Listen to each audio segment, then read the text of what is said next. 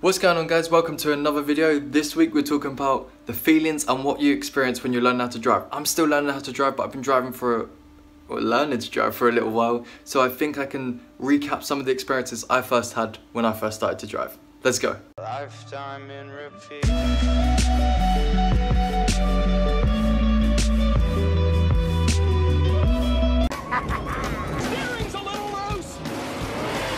So learning to drive, for me at least, was a super scary experience. It was super scary because apart from that, the only thing I had driven was like Mario Kart or like a go-kart occasionally. So I had no experience, guys, and it was proper scary getting in the car for the first time. So let's start there, the first time you get in the car. So I learned manual, so it's just going to come from a manual point of view, but I'm pretty sure automatic will be pretty much the same, obviously, except with the gear shifting and stuff. So the first time I got in a car, I don't know why, but I was so surprised when what I did actually made the car move. Is it just me, or does that happen? Or maybe I'm just being weird, but when I actually pressed on the gas and put the clutch up and everything, the car moved, and I panicked because then I realised, oh god, I've got to steer it, oh my god, I'm going to crash. Like, I don't know, just such a panicky person on that first day, it was intense. So after driving for a little bit, the first thing that you find out is the amount of disrespect people have. I don't know if that's everywhere in the world, but I know in the UK, no one has time for learners. If we stall it, if we pause, if we make a mistake, there's a horn, people are shouting, swearing. Like, people need to have more patience with us, guys. Especially on my first couple lessons when I could barely get the car moving. That was so intense. So after learning how to drive and your instructor feels that you're confident enough to drive, you start what's called manoeuvres, for what we call them in the UK. One of those is the dreaded parallel parking. The first time you learn this, it's all bad, guys. I keep saying all bad, it's all I say in my videos.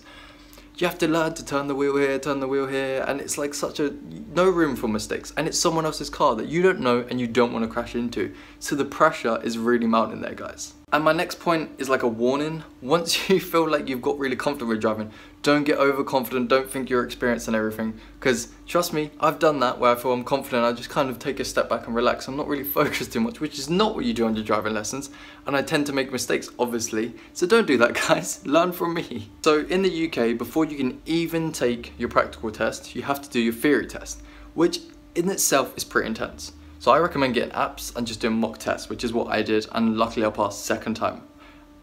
Quick thing, I failed by one question on the first time on my theory test. One damn question. What happened? So anyway, you go into this booth and you have to do like 50 questions, I think it is, and it's like 13 awareness where you click if you see a danger. Don't click all the time, guys. I was tempted. But you go through all these situations and they give like really stupid situations like, oh, if someone is out on the road, like in a hazard perception, just runs out on the road, and obviously you click, but it takes some work, guys, because I didn't pass first time, so I'm not gonna be like, oh, it's easy, because generally it can be a little difficult. So you go in, they kind of treat you like shit. Well, at least they did for me. They were really like blunt with me. They said, empty your pockets. I know you have another pocket. Well, I was like, dude, I have no more pockets. I have 2 pockets. Where do you think the other one is hiding? I don't know if you wanted to strip search me. Never happened. No need to worry. I'm really just the awkward atmosphere in the theory test. Like, you don't know this person, and I had a particularly cheerful person when I took my second test, which really helped me relax. And I think if you get that, you're really lucky. She was really cool, friendly, everything like that. But the first person was like really moody. Do you know what to do? Read the rules so you know what to do. I'm like, okay, I thought they employed you to tell me what to do, but clearly not. Who knows? But anyway, I did it, so that's over, guys. And I know you can do it as well. It's gonna be awesome. One last thing I want to talk about, guys, is stalling. I've done this countless times, and I probably still accidentally do this every now and again. And it's just part of learning manual, guys. Sometimes you get a bit eager with the clutch and you bring it up like friggin' Superman, and your car just decides to friggin' pole jump forward, which is not always the funnest thing, especially if the instructor is like that and it's like, oh, sorry. What I'm trying to say, guys, is don't worry if you stall it. Honestly, it happens to the best of us, and it happens to all of us, not even the best of us. We're all the best, but I don't know. Anyway, guys, I hope you enjoyed this week's video. If you did, remember to hit the like button, leave a comment what you thought, and leave a comment on what you're going through if you're taking lessons at the moment, or what you went through when you took lessons. It would be awesome to hear that.